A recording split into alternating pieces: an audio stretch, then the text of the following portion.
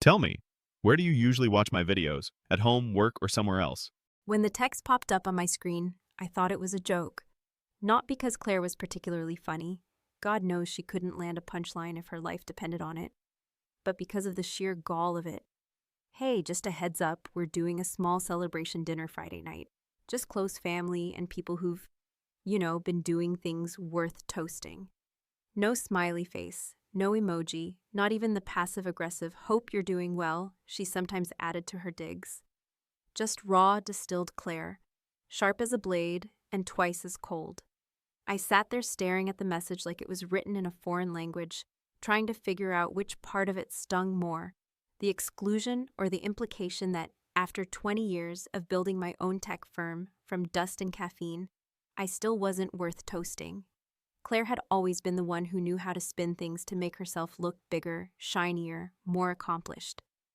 She was the golden daughter, the one who married up and posted filtered brunch photos like they were proof of sainthood, while I was the one who stayed in hoodies, coding until 3 in the morning, investing every cent I made back into a company no one in my family ever really understood.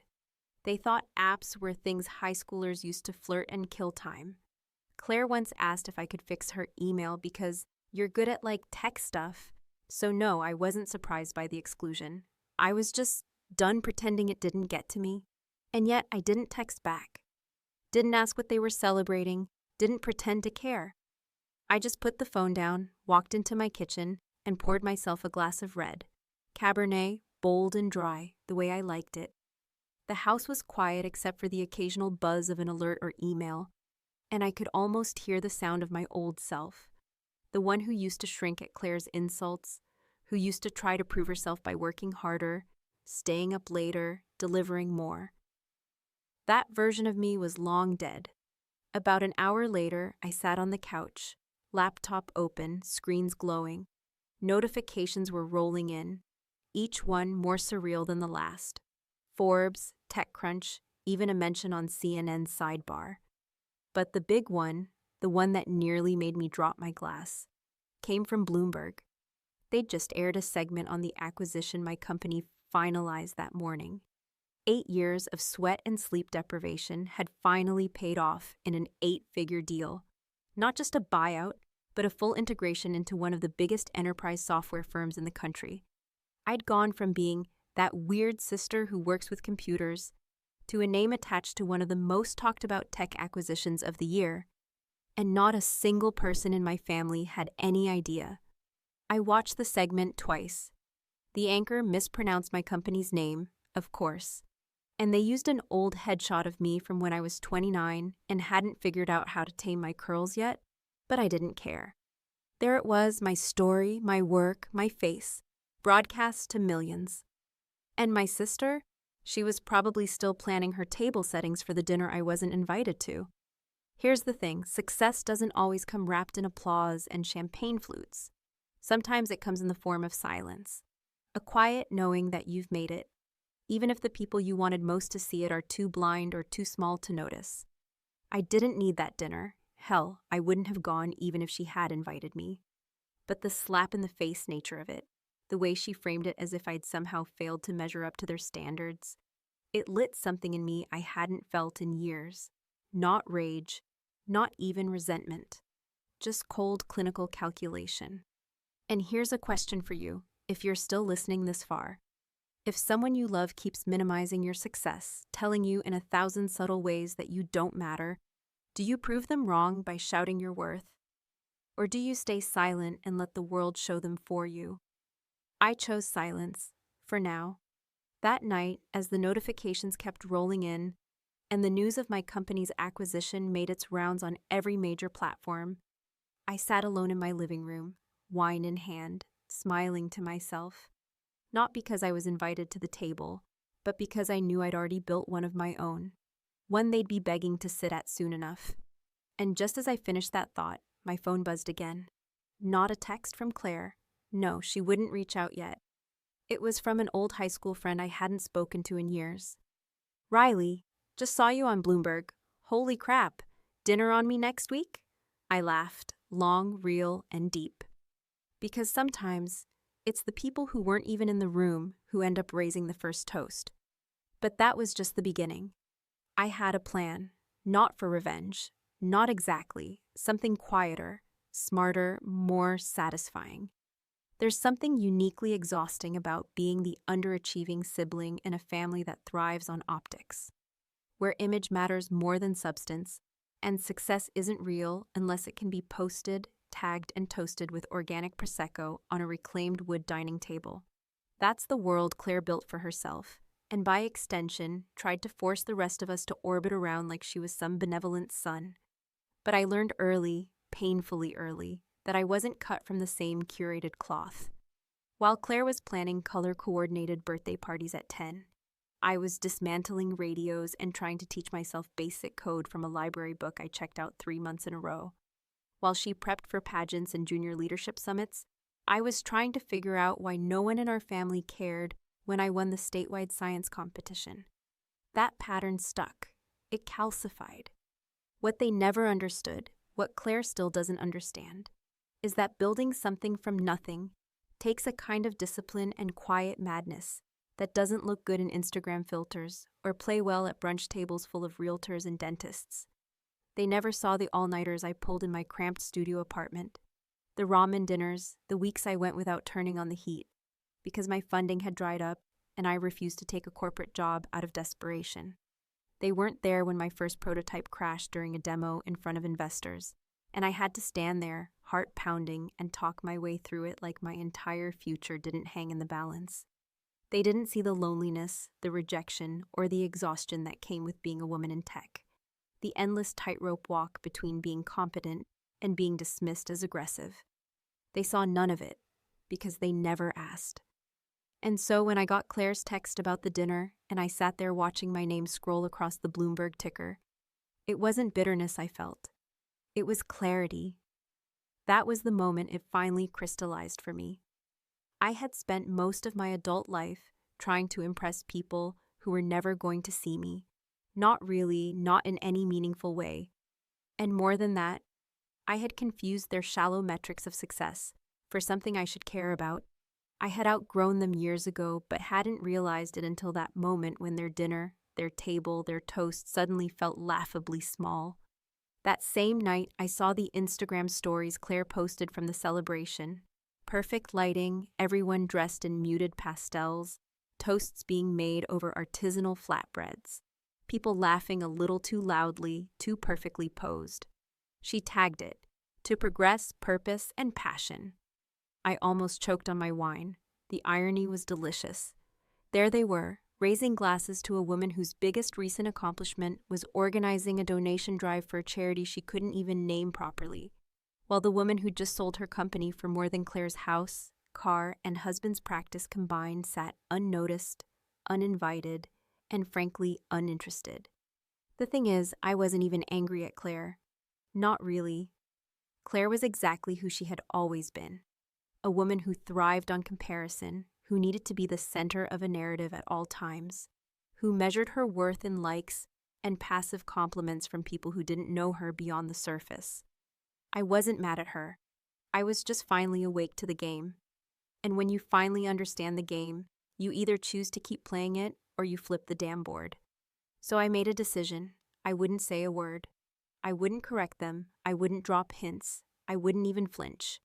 I would let them carry on, pretending I was some mid-level consultant working from coffee shops, barely scraping by, while my story traveled faster and farther than they ever could. And the best part? I knew it was only a matter of time before they found out, not from me, but from someone else, someone whose opinion they actually respected. That's how you win, not by announcing your triumph, but by letting it echo in rooms you didn't even step into. The next morning, I woke up to a different world. Emails, calls, interview requests. My LinkedIn had exploded overnight. Former colleagues who hadn't so much as liked one of my posts in 5 years were suddenly just checking in. A former boss, who once told me to smile more in meetings, sent me a message with a subject line that read, "Impressive, Boishao," as if that exclamation point made us equals now. I responded to none of them. Not yet. I needed time. Not to plan a statement, not to issue a press release, but to enjoy, in full, the sweet satisfaction of being the one they didn't see coming. Because here's what most people don't understand about quiet success. It doesn't shout, it doesn't brag. It just builds and builds until the silence becomes deafening. And then one day, it walks into a room where no one expected it to be and changes everything. That dinner Claire hosted, I heard it was lovely. My cousin mentioned the risotto was overcooked, but the wine was good. Someone posted a boomerang of Claire blowing out a candle on a miniature cake. I watched it once, then I deleted it. Not out of pettiness, but because I had bigger things to focus on. Things that didn't fit into a curated little frame with a flattering filter. Things worth toasting, even if no one raised a glass. Yet. By the time the second week rolled around after the Bloomberg segment, it had become increasingly clear that the universe was offering me a kind of twisted poetic justice, one not wrapped in the garish packaging of gloating or smug vindication, but something far more nuanced and satisfying. The slow burn of revelation, where truth begins to seep in through the cracks of denial and silence carries more weight than the loudest applause. I hadn't responded to a single message about the coverage, hadn't posted a single word on social media, hadn't even hinted at the fact that my company had just been acquired for a sum so large it felt obscene to even say out loud to people who thought a Lexus SUV was the pinnacle of success. I simply continued on, quietly observing from my vantage point. As the story gained traction, and the people who once doubted, ignored, or dismissed me began to sense something had shifted, even if they couldn't quite name what. There's a certain power in invisibility, but only when you control it. When you're no longer being overlooked, but choosing to step aside and watch as those who once underestimated you scramble to reframe the narrative without knowing what changed. That was the position I found myself in, and I relished it. Every day brought new proof that my silence was more potent than any declaration could have been. I received a handwritten invitation from a startup conference I'd once been rejected from, this time asking me to keynote the closing night.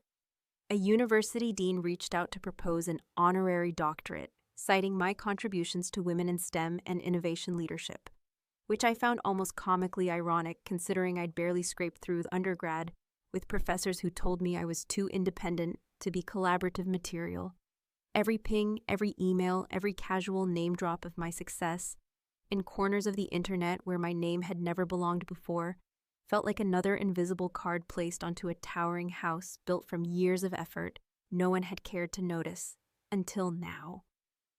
But even more interesting than the public recognition were the private ripples, the subtle, desperate shifts in energy coming from my own family, especially Claire, whose tone in our group chat had started to change in ways only someone intimately familiar with her could detect. It began with a passive comment in a group text about how crazy it is when people you know end up on national news, followed by a laughing emoji and no name attached. Then it was a slightly forced compliment during a family Zoom call. She insisted we schedule for our mother's birthday. Riley's always been good at the nerdy stuff. Maybe now the world's catching up. Delivered with the kind of strained cheerfulness that sounded like she was chewing glass. No one responded directly, which to me spoke volumes. My parents, who had built their identities around Claire's polished image of suburban perfection, were suddenly quieter around her, as if unsure how to recalibrate their perceptions now that the black sheep had turned platinum. And yet, I said nothing. I offered no clarification, made no attempt to gloat or correct their decades of underestimation. Instead, I chose a different path, one paved with subtlety, generosity, and just a touch of calculated irony. I sent my niece, Claire's daughter, a gaming rig that made her scream so loud it could be heard in the background of Claire's thank you voicemail, though her voice was clipped, rehearsed, and careful. I paid off my brother's remaining student loan balance anonymously, something he didn't discover until his loan servicer sent him a final statement with a zero balance and a note that read paid in full. He called me 3 times in one afternoon. Unsure how to thank someone he'd always considered just too intense, I answered the 4th time, told him not to mention it, and hung up before he could ask why. These weren't grand gestures meant to rub anything in anyone's face. They were deliberate acts of quiet rewriting, corrections to a narrative that had never included me properly. I wasn't looking for their approval anymore. I was writing over the old chapters with facts they couldn't ignore, even if they refused to say them out loud. That was the beauty of it. I no longer needed their acknowledgement because reality was doing the talking for me. Then came Claire's post, the one that made me laugh so hard I nearly spilled my coffee on my keyboard. A photo of her on the patio with a wine glass, the caption reading, "Some people buy status, others earn it. Guess which one I am." No names, of course, no direct reference, but anyone with a brain and even a passing understanding of her passive-aggressive tendencies would have picked up on the jab. It was classic Claire. Wounded pride dressed up as confidence, thinly veiled envy masquerading as wisdom. I didn't respond. I didn't need to. Because within hours, someone in her comments linked the Bloomberg story with a casual, "Isn't your sister Riley the one who just closed that crazy deal? Total boss move." Claire didn't reply. The comment disappeared by the end of the day. There was something almost intoxicating about letting the truth unravel slowly, letting people come to it on their own, because it meant I didn't have to waste my breath defending myself. They could sip their wine, stage their photos, and pretend not to notice the ground shifting beneath them, but the foundation had already cracked. They could still pretend if it made them feel better. But I knew the truth, and now so did the world. And I wasn't done, not by a long shot. There's a kind of shift that happens when silence gives way to tension. A barely perceptible but unmistakable shift in the atmosphere, like the moment before a thunderstorm breaks, where the air is thick with something unsaid, and the people around you begin to realize that the narrative they've comfortably lived in might no longer be theirs to control. That was the energy I walked into the moment I arrived at the brunch Claire insisted we all attend. A casual family gathering, she called it, but I knew her well enough to recognize the staging. It wasn't about pancakes and catching up. It was her attempt at recalibration, at regaining control over a story that had, despite her efforts, slipped through her manicured fingers. I wore what I always wore, jeans, a black sweater, boots with a slight heel, not because they were fashionable, but because they made me feel grounded. Claire, on the other hand, looked like she'd stepped out of a lifestyle magazine. Cream blouse, tailored trousers, that hollow kind of smile that photographs well, but doesn't quite reach the eyes anymore. The table was set with care, fresh flowers, pressed napkins, even little place cards with everyone's names, as if we were sitting down for some suburban rendition of Downton Abbey. I took my seat between my cousin and my brother, neither of whom said much, though my brother gave me a glance that lasted just long enough to feel like a question he wasn't ready to ask aloud. The conversation at first stayed on safe terrain, kids, weather, some local development Claire had opinions about. But it didn't take long before she leaned back in her chair, cradling her mimosa like it was a microphone, and turned her attention toward me with the kind of casual malice only a sibling can deliver without raising their voice. "So, Riley," she said, all syrup and steel, "what's new in the world of whatever it is you do these days? I keep trying to remember apps, gadgets, something like that." It would have been easy to lash out, to list the deal numbers, the interviews, the upcoming conference where I'd be speaking in front of 10,000 people, but I wasn't interested in proving anything anymore. Instead, I smiled, slow, steady, deliberate, and tilted my head like I was considering how much of the truth to offer. "Oh, the usual," I replied, watching her carefully. "Bit of scaling, bit of integration. You know, when a company gets acquired, there's always some back-end mess to clean up." There was a pause, a full beat of silence that stretched just long enough to become uncomfortable, as her fork paused midway to her mouth, her eyes narrowing not in confusion but recognition. She wasn't stupid. She knew exactly what I was referring to, even if she hadn't wanted to acknowledge it until that moment. The blood drained just slightly from her face, though she recovered quickly, as she always did, pivoting into a fake laugh that didn't quite hide the tightening around her jaw. "Well," she said, her voice a touch too high, "I guess we all have our own little victories, don't we? Mine just happened to come with a little less server downtime. It was meant to be a jab, but it landed like a balloon deflating in slow motion, pathetic and vaguely sad. No one laughed. My cousin, bless her, coughed into her napkin. My mother looked down at her plate. And then, before I could even respond, my brother, quiet, awkward, deeply allergic to conflict, turned to me and asked, "Wait, are you saying the Bloomberg thing? That was you?" His voice cracked slightly at the end, like a kid trying to do the math on something far too big for his understanding. And in that moment, I saw it, saw the shift happening in real time, saw the years of assumptions begin to dissolve as his mind tried to connect the quiet girl who fixed his laptop in college with the woman whose name was now being spoken in the same breath as the titans of tech. I nodded, simple and unceremonious. Yeah, that was me. And then the silence came. Not awkward, not tense, but reverent in the way that only silence built from awe can be. Claire, for once, had nothing to say. She reached for her mimosa, took a sip, and stared straight ahead like she was trying to rewrite the moment before it settled into memory. But it was too late. The truth had landed, solid and irrefutable, and everyone at that table felt it. I stood a few minutes later, brushing a crumb from my sweater, and said I had another meeting to get to. It wasn't a lie. My days were full now in a way they hadn't been in years. But even if I'd had nothing to do, I would have left. There was nothing more to say. As I gathered my bag and made my way to the door, my mother reached for my hand, gave it a light squeeze, and whispered, "We're proud of you." It was the first time I'd heard those words from her in any context that wasn't attached to Claire's name. I nodded, didn't smile, didn't cry, just walked out into the crisp afternoon light, my boots clicking on the driveway like punctuation marks to a sentence I'd waited my entire life to finish.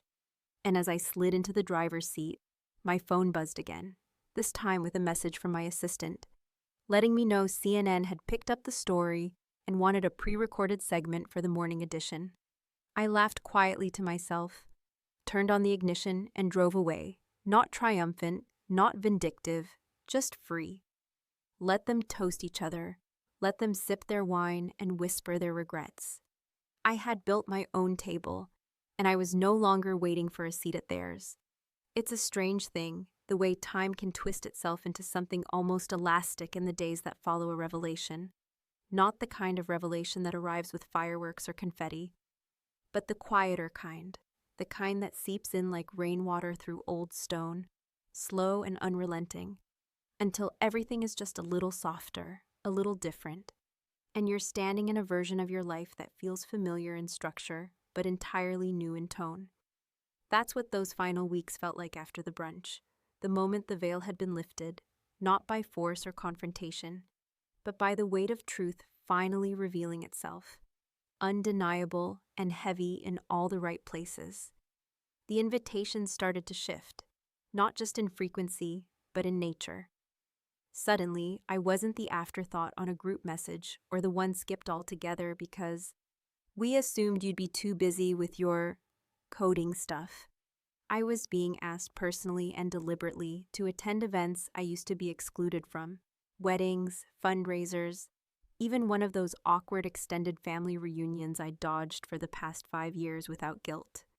Claire, perhaps feeling the tightening noose of irrelevance, was suddenly far more attentive, calling twice in 1 week and leaving voicemails that started with, "Hey, just wanted to check in," and ended with what sounded like real vulnerability, though it was buried beneath layers of practiced cheer and a shaky kind of politeness I hadn't heard from her since we were teenagers pretending not to hate each other in front of our parents. But it was her unexpected visit that made everything shift again, not in a dramatic, cinematic kind of way, but in that deeply personal way where two people finally stand face to face with the years they've allowed to harden between them. She showed up at my office unannounced, her coat still wet from the misting rain outside, eyes darting around the lobby like she expected to see a version of me she still believed in, the one who worked from coffee shops and needed validation like oxygen. Instead, she found sleek floors, a minimalistic glass design, assistants who knew my schedule down to the minute, and a nameplate on the wall that bore my name with the kind of unapologetic permanence no one in our family had ever imagined I would earn. "Nice place," she said, her voice light but uncertain, like she wasn't sure if this was a compliment or an accusation. "Thanks," I replied, standing in the threshold of my office, making no move to usher her inside until she stepped forward on her own, crossing the invisible line between who we were and who we had become. She sat across from me in the chair I reserved for clients, not family, her coat still damp, her hands folding and unfolding in her lap like she was preparing for a performance and had forgotten her lines. I waited, not because I needed to save her anything, but because I knew that whatever she had come to say, it wasn't going to be easy for her, and I wasn't going to make it easier. "I didn't know," she said finally after a long stretch of silence. "I mean, I guess I should have, but I didn't," I nodded. Not in forgiveness or in agreement, but in acknowledgement. She didn't know. That much was true. She hadn't known because she hadn't wanted to, because she had built a world where I existed only as a shadow to her light. And she had worked hard to keep it that way, whether she realized it or not. "I'm not mad," I said, and it surprised both of us how much I meant it. I just stopped needing to explain myself. She blinked, as if that was the most foreign concept in the world. "I was jealous," she said, the words dropping from her mouth like stones, heavy and oddly freeing. "I thought if I kept you small, I'd feel bigger, but it didn't work. Not really." For a moment, the air between us felt like something sacred, like two battle-weary generals laying down arms, not out of defeat, but because neither of them could remember what started the war. I could have forgiven her then, wrapped my arms around her, and cried for all the years we wasted. But I didn't. I didn't need that kind of closure anymore. I had already given it to myself, in every decision I made to rise without applause, to succeed without permission. "I'm happy for you," she said finally, and while it sounded honest, it also sounded exhausted, like it had taken everything in her to say it. "I know," I said, standing as the signal that this meeting, this long-delayed reckoning, was over. We hugged briefly, not tightly, and when she stepped back into the rain, I knew we'd never be the same again. But not in a bad way, just different. A new version of the same story, rewritten in a language only we could understand. Weeks later, I launched a foundation not in my name, and certainly not in Claire's, but in our grandmother's, the one person who, even in her quietest moments, looked at me like I was already someone, long before the world had a reason to. The foundation would support girls in underfunded schools who wanted to study engineering, robotics, artificial intelligence. Whatever made their eyes light up in the way mine had, once upon a time, when no one else was looking. The night of the launch gala, my family watched from their seats, silent and wide-eyed, as I stood on stage and told the story, not of the acquisition or the media frenzy or the money, but of a little girl who wasn't invited to a dinner because no one thought she was worth toasting. I ended my speech not with triumph or with bitterness, but with this. You don't always get to choose the rooms where people see you, but you can build your own rooms, and when you do, make sure the doors stay open for someone else. I stepped off the stage to a standing ovation, but I didn't look at my sister. I didn't need to. The applause wasn't the point. The point was that I didn't have to wait for their table anymore. I'd built my own, and this time, I was the one choosing who got a seat. Funny thing is, I still don't know what they served at that original dinner, the one Claire threw when I wasn't invited. I imagine it was elegant, curated, carefully plated, but I don't care, because that last bite, the one I finally took years later after all the silence, the struggle, the slow-burning revenge that didn't look like revenge at all, that bite was mine, and it was better than anything they'd ever toasted.